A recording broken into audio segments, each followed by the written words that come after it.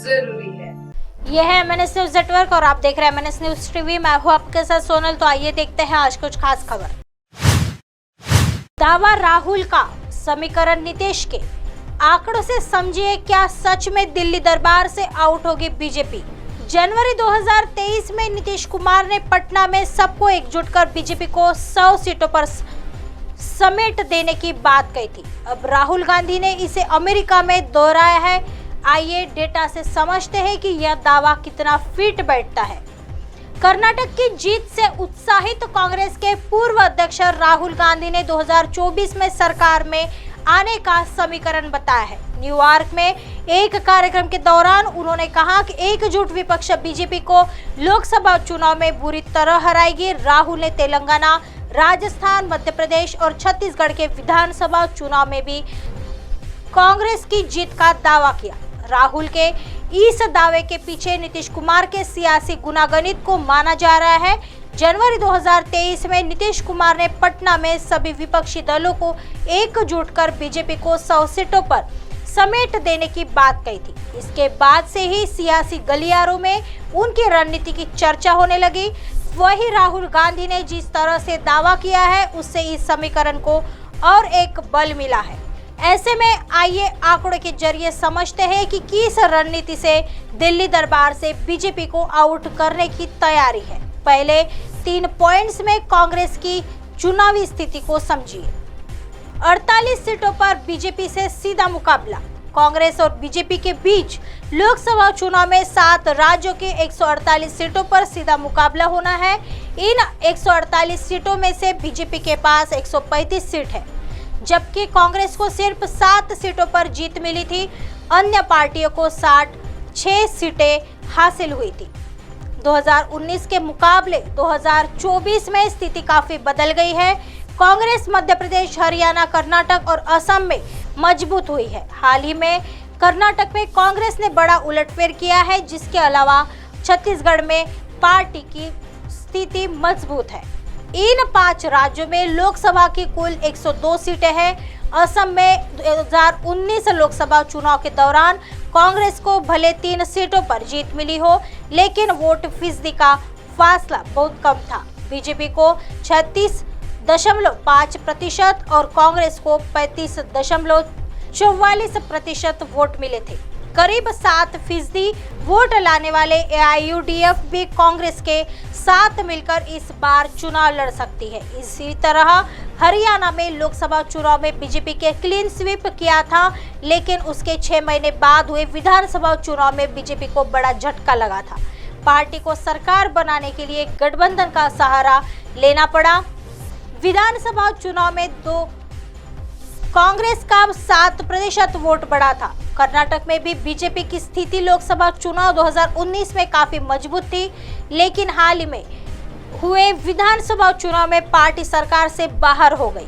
राज्य में अन्य दलों से मुकाबला, यहाँ कांग्रेस मजबूत। तेलंगाना, केरल और पंजाब में कांग्रेस का अन्य दलों से मुकाबला है। इन राज्यों में लोकसभा की कुल 50 सीटें हैं।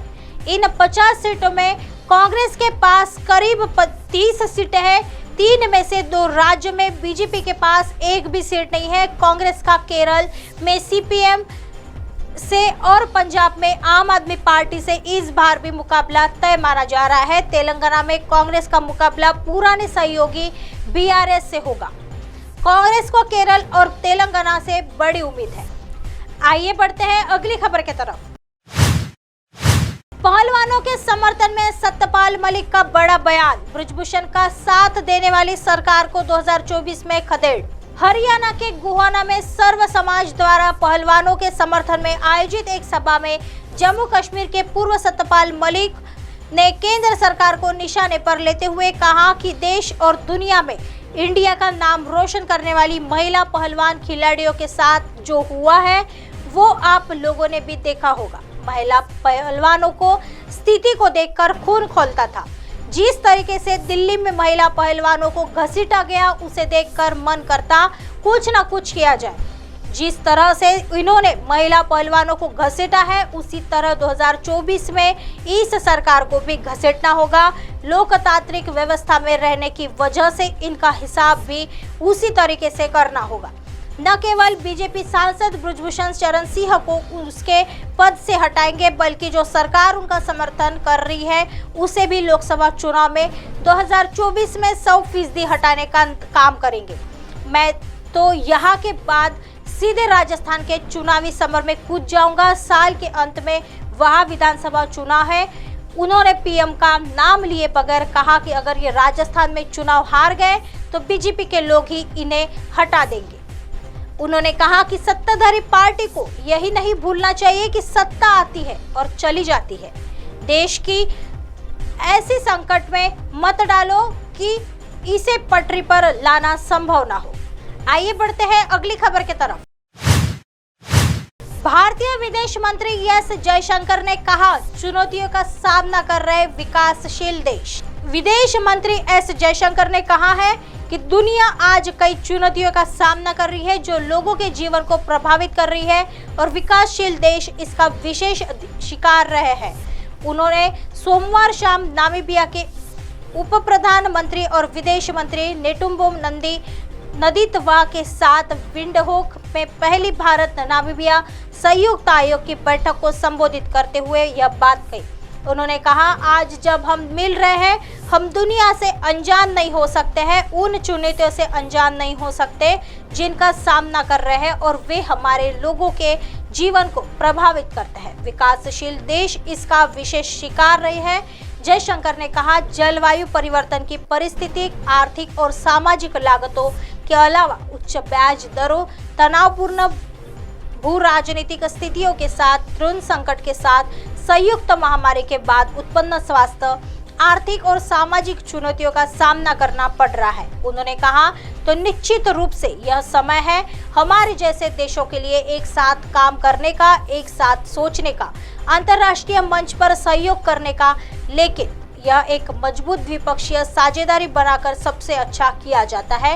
विदेश मंत्री ने उम्मीद जताई कि संयुक्त आयोग विचारों, नवाचारों, कौशल और प्रौद्योगिकियों के आदान प्रदान के लिए एक मंच बन जाएगा और हम फार्मास्यूटिकल्स और स्वास्थ्य, हरित और स्वच्छ ऊर्जा जैसे कई क्षेत्रों में देखेंगे, क्योंकि हम भी डिजिटल युग में तेजी से हरित और हाइड्रोजन में शामिल हो रहे हैं। ऐसे ही दिन भर की तमाम बड़ी खबरों से आपको रूबरू कराएंगे। तब तक बने रहिए MNS न्यूज के साथ।